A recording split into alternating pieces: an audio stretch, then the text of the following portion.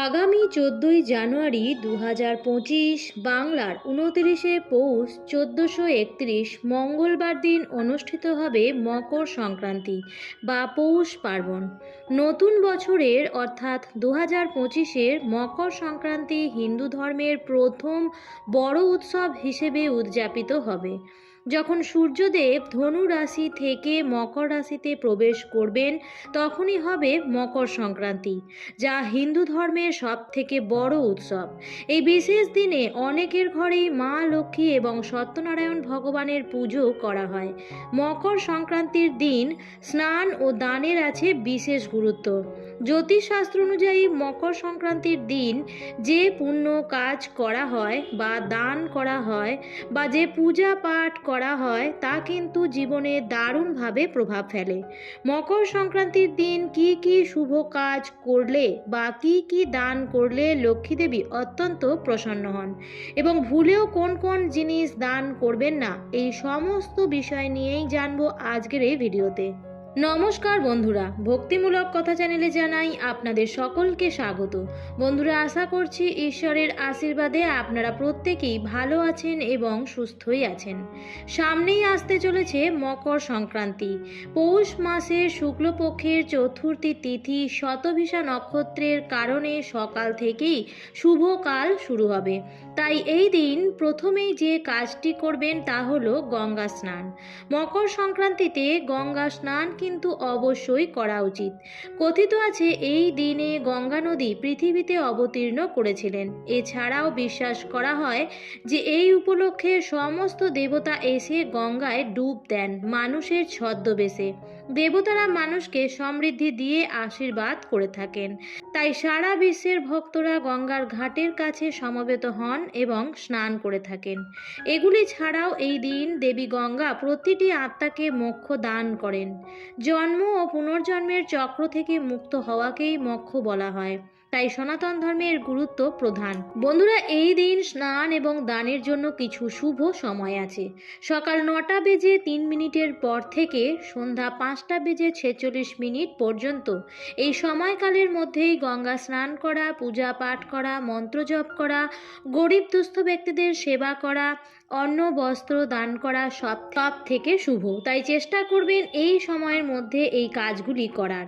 আর বন্ধুরা, যদি এই দিন কোনো পবিত্র নদীতে গিয়ে স্নান করা সম্ভব না হয় বা যদি আশেপাশে কোনো পবিত্র নদী না থাকে তাহলে এই দিন ঘরেই স্নান করে নেবেন এবং স্নানের জলে অতি অবশ্যই সামান্য পরিমাণে কালো তিল মিশিয়ে তবেই স্নান করবেন এবং স্নান করার পরে একটি পরিষ্কার বস্ত্র পরবেন এবং তার উপর গঙ্গার জল ছিটিয়ে নেবেন এবং নিজের মাথাতেও গঙ্গার জল ছিটিয়ে নেবেন।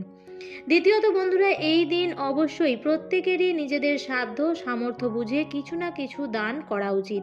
কিন্তু এমন কিছু জিনিস আছে সেগুলো কিন্তু ভুল করেও এই দিন দান করবেন না, নতুবা জীবনে আসবে চরম দারিদ্রতা। তার মধ্যে প্রথমেই বলি বন্ধুরা, আপনার বাড়ির অব্যবহৃত বা পুরনো কোনো জিনিস কাউকে দান করবেন না। বন্ধুরা, এমন অনেক সময় হয় যে আমাদের বাড়িতে এমন অনেক জিনিস পড়ে থাকে যেটি কাজের, কিন্তু আমাদের হয়তো আর কোনো কাজে লাগছে না। আপনি হয়তো ভাবছেন যে আমাদের কোনো কাজে লাগছে না, তাহলে এটি দিয়ে দিই, তার হয়তো এটি কাজে লাগতে পারে। আপনার বহুদিন ধরে ঘরে থাকা সেই অব্যবহৃত জিনিসটি মকর সংক্রান্তির দিন কিন্তু আপনি ভুলেও কাউকে দান করবেন না। এই দিন যদি কাউকে কোনো কিছু দান করতেই হয় তাহলে আপনি ঘর থেকে কোনো জিনিস দান করবেন না।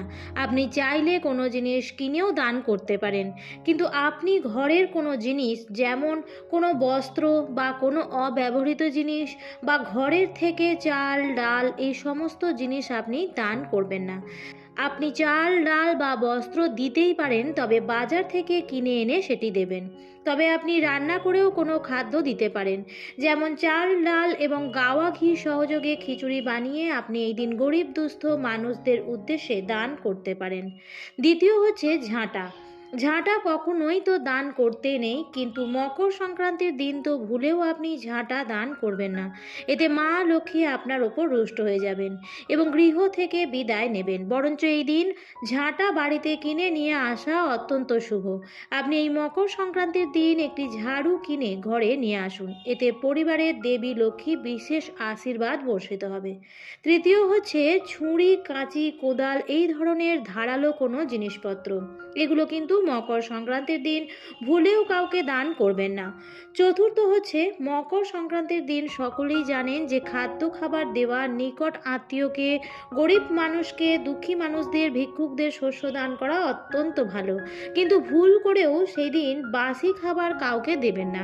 আপনার ঘরে হয়তো আগের দিনের কিছু খাবার বেঁচে গেছে, আপনি গরিব মানুষকে সেটি মকর সংক্রান্তির দিন দেবেন না, এতে হিতে বিপরীত হবে।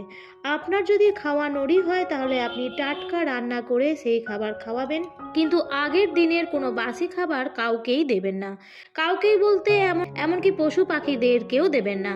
এমনকি এই দিন গরুকেও বাসি খাবার দেবেন না, এটা কিন্তু মহাপাপ। তাই বন্ধুরা, এই দিন আপনারা গরুকে সবুজ ঘাস খাওয়াতে পারেন, হাতে তৈরি করে রুটি খাওয়াতে পারেন, কিন্তু আগের দিনের কোনো বেঁচে যাওয়া খাবার গরুকেও দেবেন না।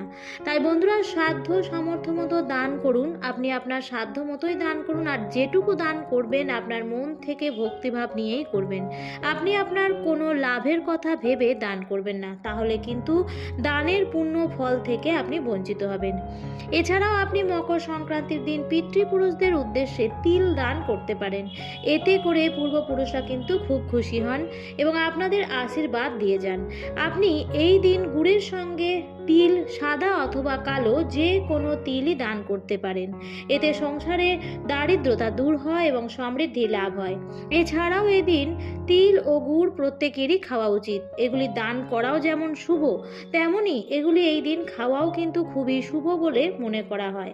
মকর সংক্রান্তির দিন আমাদের বাঙালি বাড়িতে পিঠে, পুলি, পায়েস তো হয়েই থাকে। তার সাথে সাথে প্রথম আপনি খিচুড়ি বানান।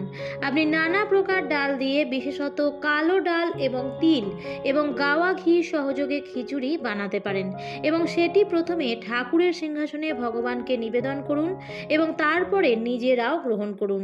এই খিচুড়ি আপনি আপনার পাড়া প্রতিবেশী, আত্মীয় স্বজন এবং বন্ধু বান্ধবদেরকেও খাওয়াতে পারেন। এই খিচুড়ি দেওয়াও কিন্তু মকর সংক্রান্তির দিনে অত্যন্ত ভালো। এতে আপনাদের পারিবারিক সম্পর্ক অটুট থাকবে এবং কোনো গ্রহ দোষ যদি থাকে তাও কেটে যায়। এর ফলে পরিবারের সুখ, শান্তি, সমৃদ্ধি বজায় থাকে। এই দিন স্নানের পরে তিল খাওয়া বা তিলের কোনো মিষ্টি জিনিস খাওয়া মকর সংক্রান্তির দিন অত্যন্ত ভালো। এর ফলে অসুখ থেকে সারা বছর সুরক্ষিত থাকবেন। এবং সব শেষে বন্ধুরা, একটি বিশেষ উপায় বা টোটকার কথা আপনাদের জানিয়ে দিচ্ছি। এটি কিন্তু খুবই কার্যকরী এবং ফলপ্রদ একটি উপায়। মকর সংক্রান্তির দিন একবার শিবজি ও নারায়ণজি একসঙ্গে গঙ্গায় স্নান করতে গেলেন, আর ওনাদেরকে লুকিয়ে লুকিয়ে দেখার জন্য মা লক্ষ্মীও চলে গেলেন।